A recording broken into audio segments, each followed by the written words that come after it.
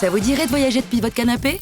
Avec nos recommandations à mater cette semaine sur Prime Video, on vous fait faire le tour du monde. On embarque direction les quartiers chauds de Seattle, la bourgeoisie londonienne, les montagnes japonaises et enfin, comme dernier arrêt, l'espace. Ça vous tente? Allez, go! On commence avec Station 19, une série dérivée de Grey's Anatomy. On y retrouve même quelques têtes connues, comme Ben, ex-chirurgien du Grey Sloan Memorial qui s'est reconverti comme pompier à 3 rues de son ancien taf. Alors entre les deux métiers, je sais pas trop lequel est le plus stressant. Je vous laisse débattre sur la question en commentaire. En tout cas, les pompiers de Seattle aiment leur job et ils le font bien. Déjà, en ce qui me concerne, quand tu sauves un chien des flammes, tu remportes direct le titre de héros dans mon cœur. Bon, vu que c'est un spin-off de Grey's Anatomy, forcément, ça fricote un peu entre collègues. Sans mauvais jeu de mots, on peut même dire que les pompiers n'hésitent pas à déclarer leur flamme. On continue avec Passengers, une histoire d'amour en apesanteur. Pour résumer, on envoie quelques milliers de personnes dans l'espace à bord de l'Avalon, une mission spatiale en mode Belle au bois dormant, vu que le projet c'est de dormir pendant 120 ans et de se réveiller sur une autre planète. Sauf que l'un d'eux, Chris Pratt, se réveille plus tôt que prévu. Vraiment trop tôt, puisqu'il lui reste 90 ans à tirer.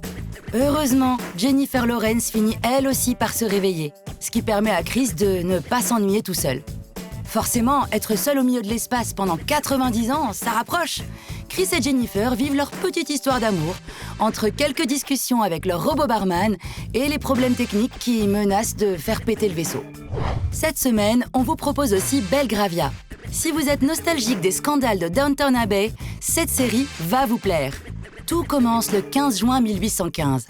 Pour ceux qui n'ont pas révisé leur cours d'histoire géo depuis un moment, c'est la veille de la bataille de Waterloo, à bas. La comtesse de Richmond décide de réunir tous ses potes bourgeois pour un bal. Sauf que le souci, c'est que la soirée connaît des petites perturbations. Par exemple, une bataille contre Napoléon à quelques kilomètres de là. Disons que ça gâche un peu le mood festif. Au milieu de tout ça, deux familles se retrouvent liées par plein de secrets. On part sur un cocktail de cachotterie sur fond de trahison, romance et histoire de thunes. De quoi entretenir le mystère pendant plusieurs décennies. On enchaîne avec Silence de Martin Scorsese. Le réalisateur quitte son New York chéri pour nous emmener du côté du pays du soleil levant. On annonce à Andrew Garfield et Adam Driver que leur prêtre en chef a lâché la religion. Bien embêtés, ils décident d'aller vérifier l'info d'eux-mêmes dans un petit village japonais.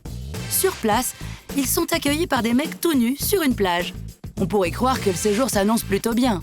Sauf que l'ambiance est plutôt à la chasse au cateau. Si c'était pas un peu dramatique, ça serait pas un vrai film de Scorsese. Plein de gens auraient sans doute abandonné le projet. Mais Andrew se dit « Je suis pas devenu prête pour rester à enfiler des perles de chapelet !» Donc, il décide de tout faire pour protéger les villageois.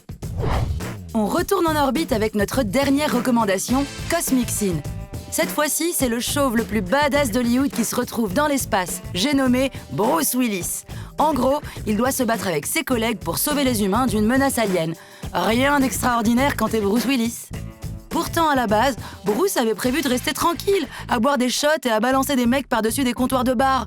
Mais bon, quand il faut sauver l'humanité, c'est toujours une bonne idée d'appeler le gars du 5e élément et de Die Hard. Le petit Bruce enfile donc sa plus belle armure, histoire de sauver la planète avec un maximum de style. Et c'est parti pour buter des méchants aliens!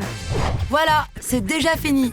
On espère que nos recommandations de la semaine vous ont plu et on attend vos avis d'experts du streaming en commentaire.